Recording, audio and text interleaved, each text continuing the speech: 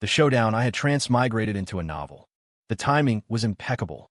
I arrived at the exact moment the original host, a live-in son-in-law and total pushover, was handing the divorce papers to his wife for her signature. In the book, he was supposed to sneakily trick her into signing it while she wasn't looking, then wait out the 30-day mandatory mediation period before leaving. The original host had been framed and humiliated by his wife's, one that got away. Yet he never defended himself.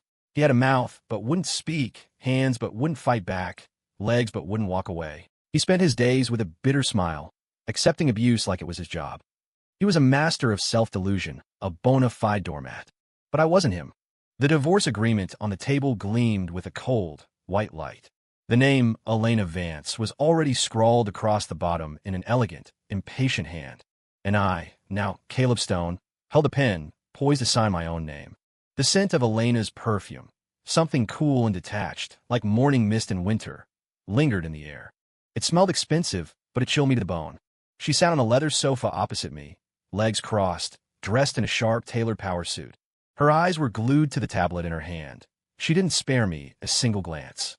She thought I was exactly like the pathetic loser in the book, that I would slip this agreement into a stack of other files to trick her, then endure another month of humiliation from her old flame, just to leave with nothing but the shirt on my back. My fingers tightened around the pen. The tip hovered over the signature line for half a second. Elena seemed to sense my hesitation. She finally looked up from her screen. Her beautiful eyes held zero emotion as she asked, "Why aren't you signing? Planning another stunt?"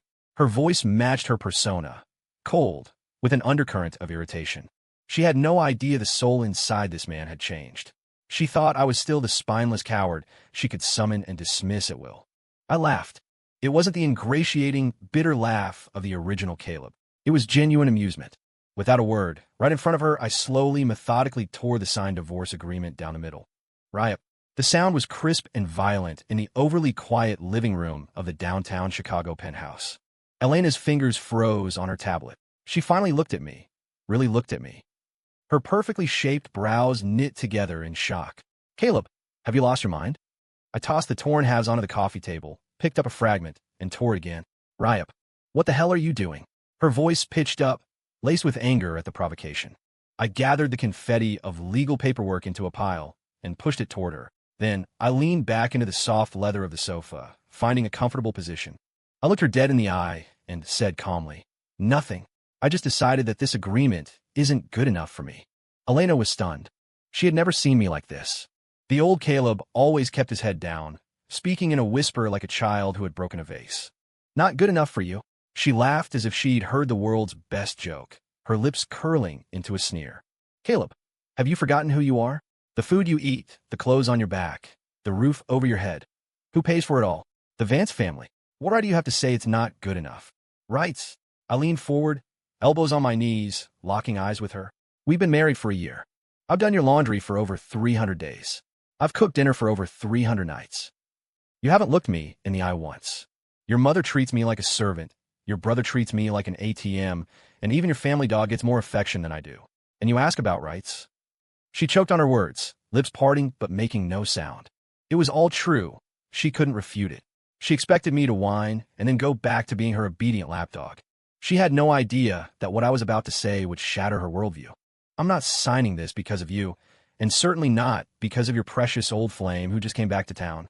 I paused, articulating every word. "I'm not signing because I'm done serving your family. We can divorce," I added slowly, watching the shock ripple through her eyes. "But you aren't dumping me. I'm divorcing you. I'll have my lawyer draft a new agreement. You can sign it in a month." I stood up, not sparing her another glance, and walked toward the stairs to the small guest room that belonged to me. Behind me, the room fell into a dead silence. I could imagine the expression on Elena Vance's face right now. It must have been priceless. As of today, the doormat script was in the trash. I, Caleb Stone, was taking back my dignity. The mother-in-law had just gone upstairs and tossed the original host's few shabby clothes into a suitcase when a sharp clatter of high heels echoed from below, followed by a shrill voice. "Elena, where's that waste of space? Where'd he get the nerve today? How dare he tear up the papers?" Vivian Vance, my mother-in-law, had arrived. I carried my suitcase downstairs and ran right into her in the foyer. Vivian was dripping in jewelry, her well-maintained face twisted in rage. She pointed a manicured finger at my nose, practically spitting in my face. Caleb, you ungrateful wolf. The Vance family feeds you and houses you. And this is how you repay us? We gave you face, and you dare try to divorce Elena? Who do you think you are? Elena stood to the side, looking displeased but making no move to stop her. In her mind, maybe she thought I needed to be taught a lesson. I set the suitcase down with a thud. Then, I pulled a tissue from my pocket and slowly wiped my face, as if removing something filthy. The gesture made Vivian explode. What is that attitude? Are you mute? I'm telling you, tape those papers back together right now and apologize to Elena. Or I'll make sure you can't survive in this city, she screamed, abandoning all pretense of elegance. I tossed the used tissue into the trash can and looked up. My eyes held no fear, only calm. Mrs. Vance, I said, my voice not loud but crystal clear. First, I'm not ungrateful. For the past year, the housekeeping I've done, calculated at market rates for a live-in butler, is worth at least $10,000 a month. I haven't asked you for a dime. Consider that my filial piety as a son-in-law. Vivian blinked, stunned that I was settling accounts. Second, I'm not a waste of space. At the very least, I kept this house running like clockwork, so you could come home to hot meals and clean clothes. Aside from playing bridge and shopping, what exactly do you contribute? You. Vivian's face turned the color of raw liver. I ignored her and continued. Third, and most importantly, whether I leave the Vance family has nothing to do with you. In a month, I'll show you who the real waste of space is. As for not surviving in Chicago, I chuckled and shook my head. You should worry about the Vance family business first. From what I hear, the Southside redevelopment project isn't going so well, is it? The sentence was a needle hitting a nerve. Elena's face instantly changed. The Southside project was the family's biggest investment this year, spearheaded by her, but it had recently hit a wall, threatening to snap their capital chain. It was a core company secret. How do you know? Neither she nor her mother knew that I had the entire script in my head. The Southside project was the first domino to fall for the Vance family, and the first trap set by her beloved Julian Sterling. Vivian was so choked with rage, she could only point a trembling finger at me. I couldn't be bothered to waste more breath. I picked up my suitcase and looked at Elena. 1 month. Remember what I said. I walked out of the home I had lived in for a year without looking back. The sunlight outside was blinding. I squinted and took a deep breath of free air.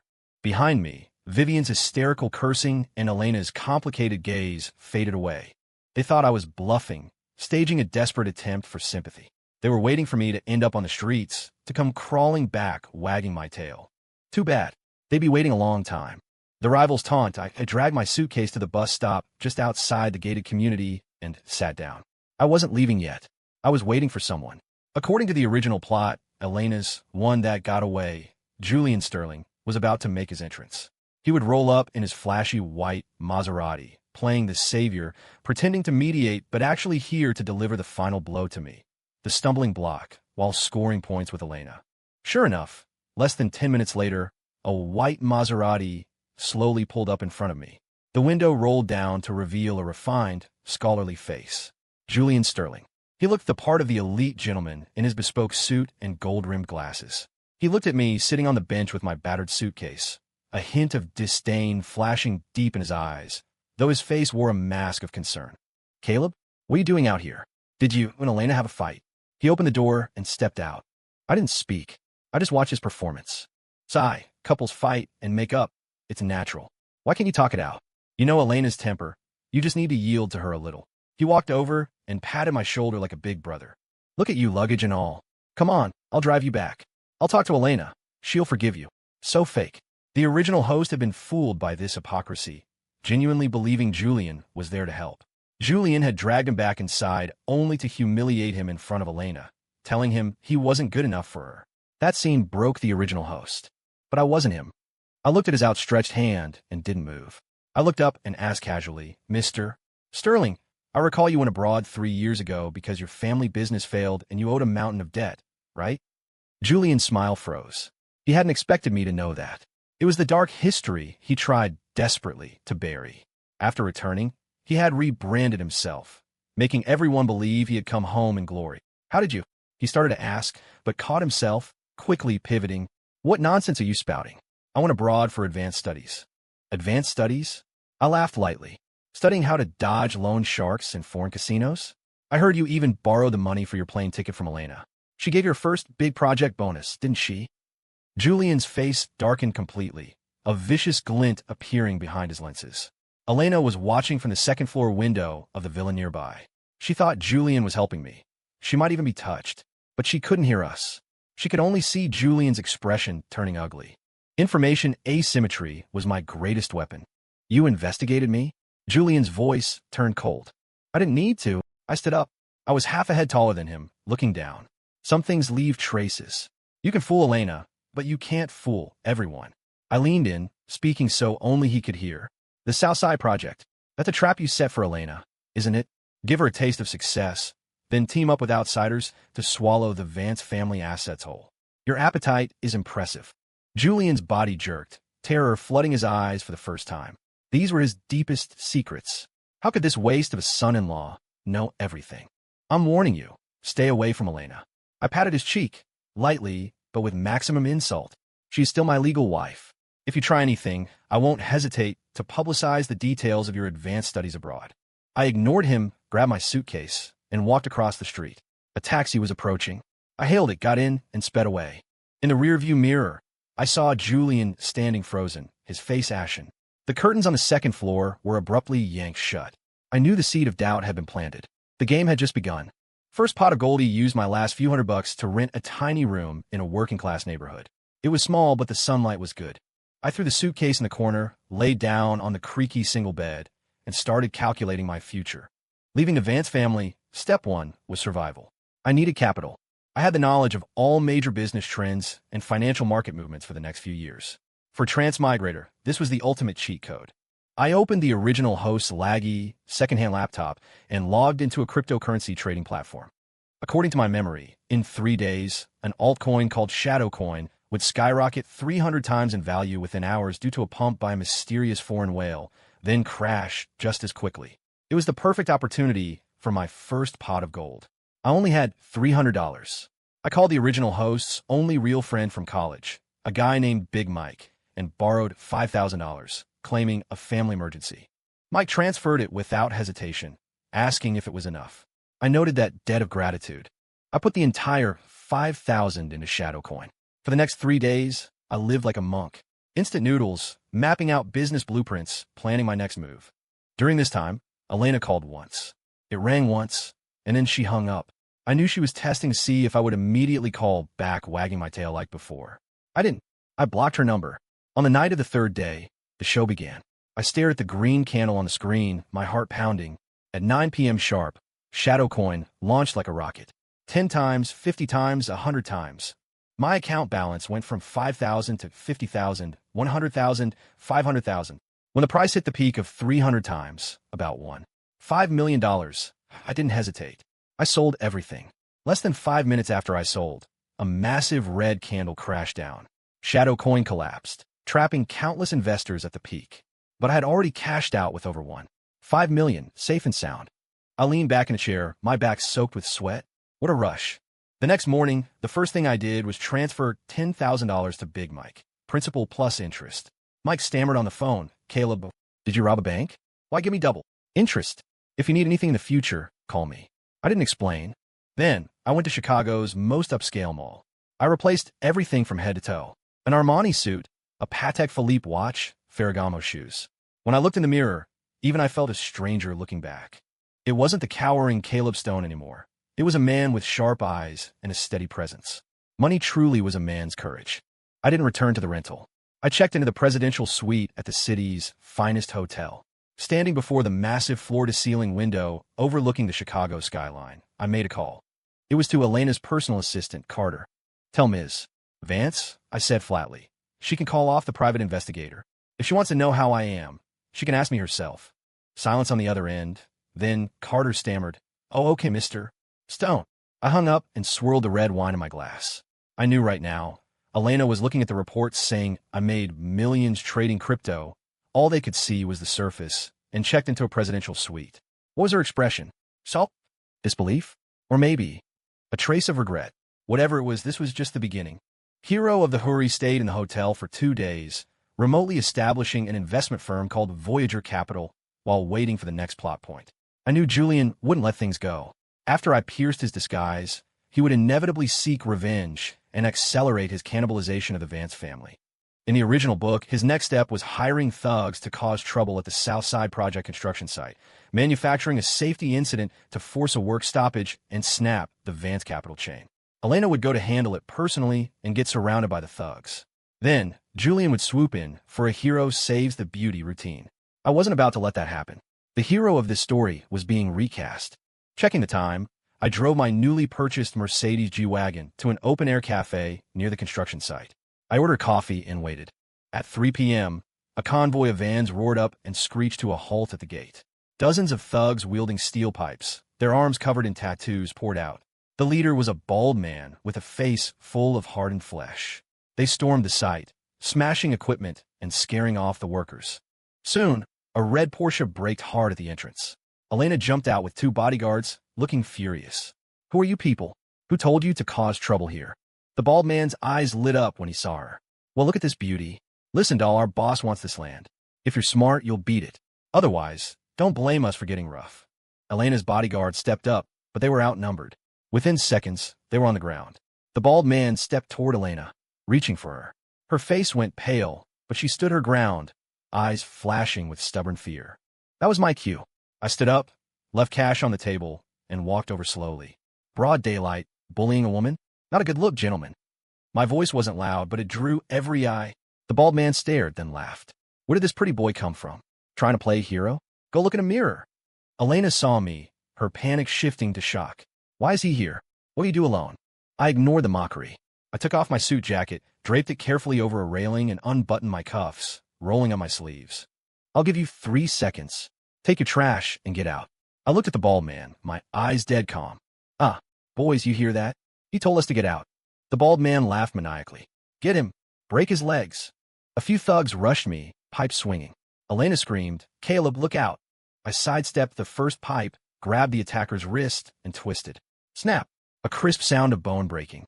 The thug screamed and dropped. I caught the falling pipe and engaged the others. In my previous life, before the transmigration, I had trained in Krav Maga for 8 years. Dealing with street brawlers was light work. My moves were efficient, brutal. Every strike ended with the sound of cracking bone. In less than a minute, 7 or 8 men were on the ground, wailing. The site fell silent. Elena stood there, mouth slightly open. Was this the submissive husband who was afraid to speak loudly? His cold eyes, his lethal skill. It was terrifyingly unfamiliar, yet it made her heart race with a strange sense of security. I walked toward the bald man, dragging the steel pipe. He scrambled backward, terrified. Don't come over. We're with the Iron Kings. My boss is Tiger. I crouched down and tapped his cheek with the cold steel pipe. Go back and tell Tiger and whoever paid him. I'm protecting this land now. If you come back, breaking legs will be the least of your worries. Scram. The bald man scrambled away, dragging his injured crew with him.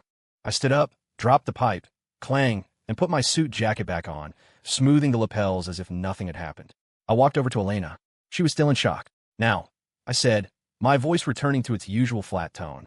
Can we talk about the South Side Project, Ms. Vance? The family dinner Elena never got the chance to talk properly with me. She was too shaken by my display of violence. She drove in silence, stealing complicated glances at me. I dropped her at her office and refused the invitation to come up.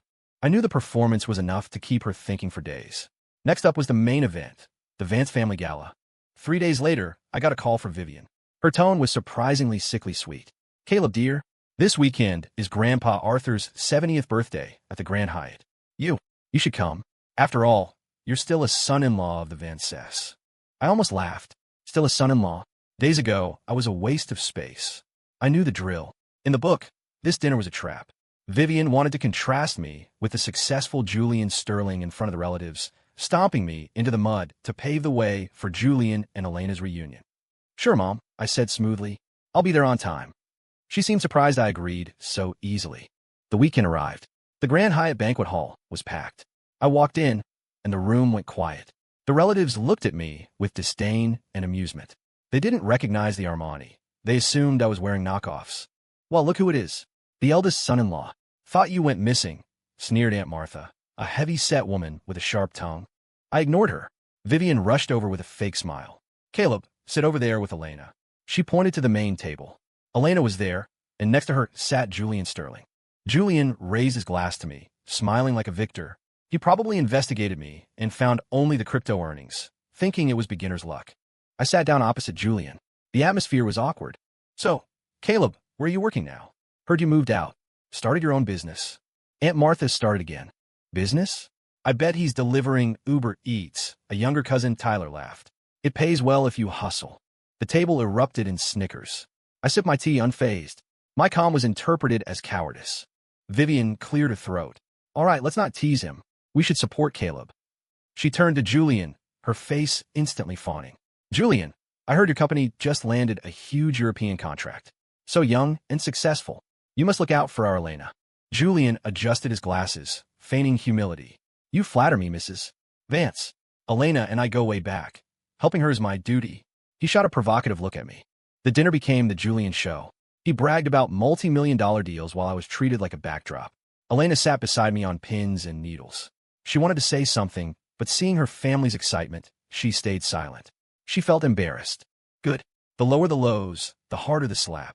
I watched the city lights outside, a faint smile playing on my lips. It was almost showtime. A shocking gift after the drinks flowed. It was time for gifts. This was the highlight.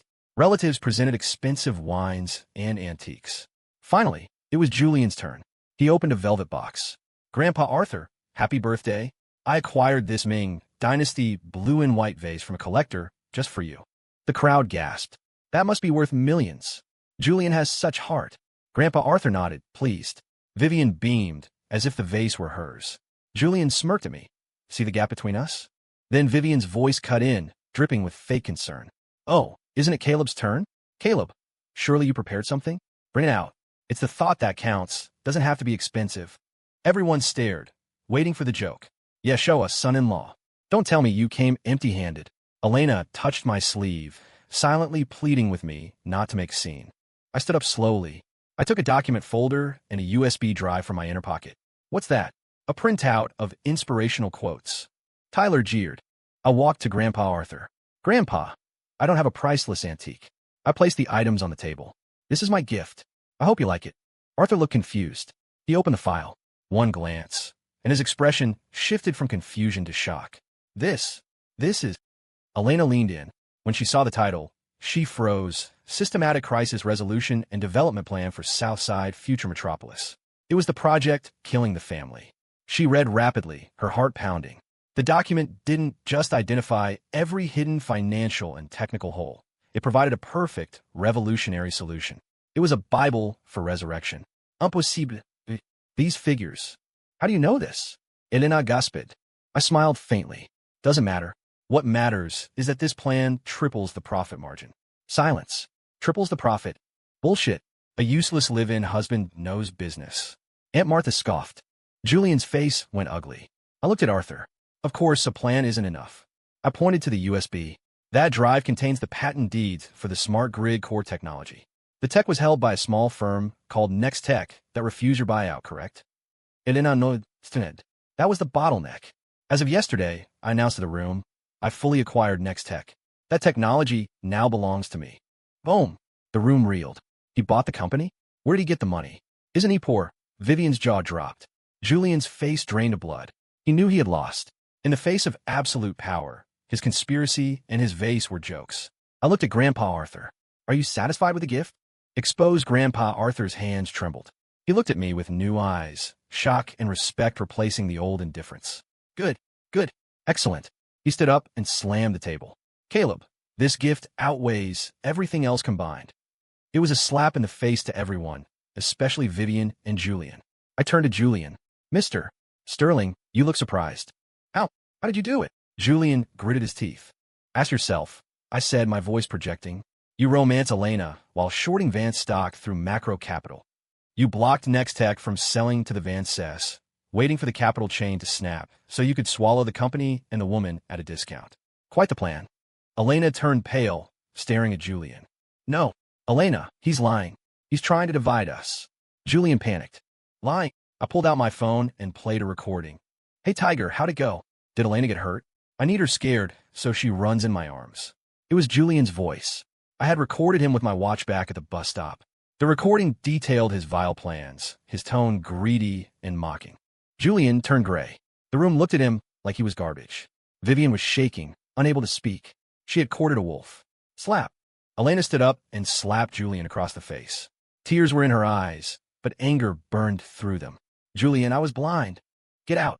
Arthur roared, throwing a teacup at him. Security, throw this scum out.